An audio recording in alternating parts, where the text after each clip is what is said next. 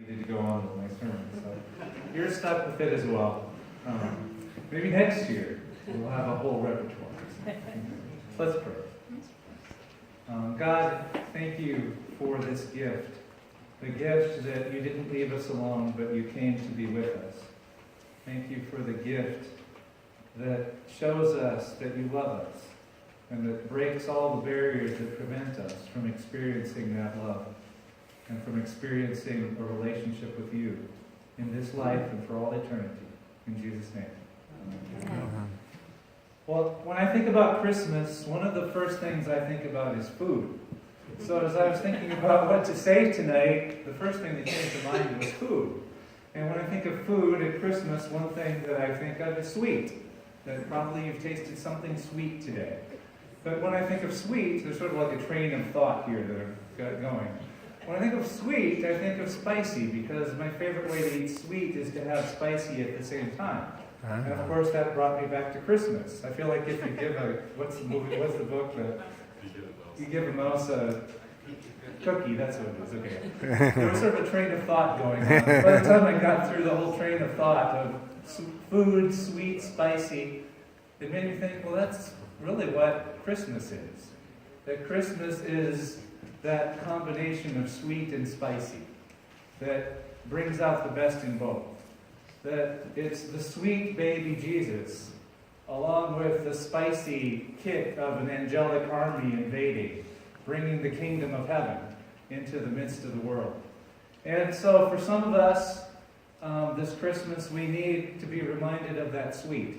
We haven't tasted the sweetness of God's goodness, and we need that. For some of us, we need the kick. We need the spice. So yes, we tasted the nice, sweet Jesus, but we need the power to transform our lives. We're stuck in bondage. Life is just beating us up. And we need God's power. And the message of Christmas is that we get both. We get the sweet Jesus who meets us, and we get the power of heaven breaking in to break the bondages and give us hope and give us life. So the sweet for those who at Jesus' time were afraid of God. They didn't want to get close to God, that they just saw God as being harsh. That maybe that's who you are. You feel like you've messed up your life and that God could really never love you. My prayer for you is that you'd experience the sweetness of Him meeting you where you're at and showing His goodness, His gentleness in your life this Christmas. So you don't need to be afraid, but you can just taste His goodness. Maybe some of you have never even thought about Christianity being about tasting the goodness of God. This might be the Christmas to experience that. Some at Jesus' time thought that God had done all of His good stuff in the past. That they just looked back at when God used to do good things. And they thought, well, God had been silent for a few hundred years. It didn't seem like He was doing much anymore. And the sweetness of hearing God speak again as John the Baptist came into the wilderness. I guess John the Baptist and sweet don't go together very well. But the sweetness of God breaking in and starting to show up and do things again. That God hadn't forgotten them, but that God remembered them. For those who were beaten down by life, those who felt unworthy, He came to bring that sweetness and that there was hope, there was joy that was available. For those who felt like God had forgotten about them, that God was distant and they were stuck going through life alone. There was this reality that God was with them, Emmanuel, that God came to experience what they were experiencing and to know what they were going through and to be with them and to experience the sweetness of His presence with them as they were going through life. So for me, sometimes I need some more of that sweetness. Sometimes I forget and I get frustrated with God, or I get scared of God again, and go through periods where I don't want to be too close to Him. Maybe you go through those times too. And you just need to experience the sweetness, taste the goodness of God again. To know that there's joy, that there's hope, to know the sweetness of His presence in whatever you're going through. But to go along with that sweetness, that's not the whole story of Christmas. It's not just that the nice, sweet, gentle Jesus is showing up so that you can feel nice. but there's something big going on. And as you read the gospel reading, there's all this, why are they bringing in all this emperor, Caesar Augustus, and Quirinius, governor of Syria? It's like there's this big picture thing going on. There's not just sweetness of little Jesus. There's a heavenly invasion that's happening. And when I was a kid, I always pictured when I talked about, well, first, this was pretty big stuff. A little bit of your history out there. There was an important time in history. Caesar Augustus was ushering in the Pax Romana, that there was this peace that would happen, and that there would be peace for a long time in the Roman Empire. But that peace wasn't necessarily a gentle peace. That was a peace that was enforced by power.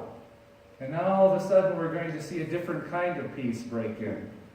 That's not enforced by power, but it's enforced by love. It's at a time when Herod the Great is building this amazing temple in Jerusalem. There's all these things happening to show that political power is at an all-time high. But it's into that all of a sudden there is an announcement.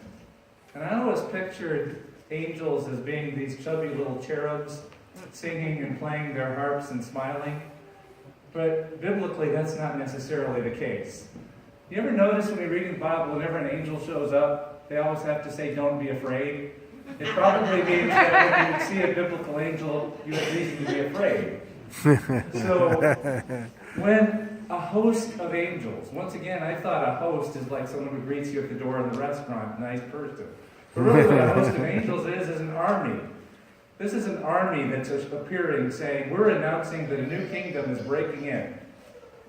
Now everything that you think is in control is not in control anymore. Heaven is breaking in. The spice is showing up along with the sweetness of the baby. And so when I look at my own life, sometimes I need more than just a sweet baby to make me feel better about how awful I am. Sometimes I need that strength, that power, that actually helps me to break free from those compulsions, those addictions. That power that actually helps me to move forward and take risks. That power that helps me to see that life isn't just about surviving till tomorrow, but it's being proactive, it's about living, it's about using the life I have to bless other people.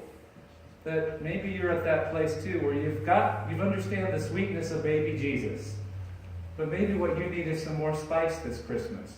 You need that kick that gives you the power to confront what's ahead of you.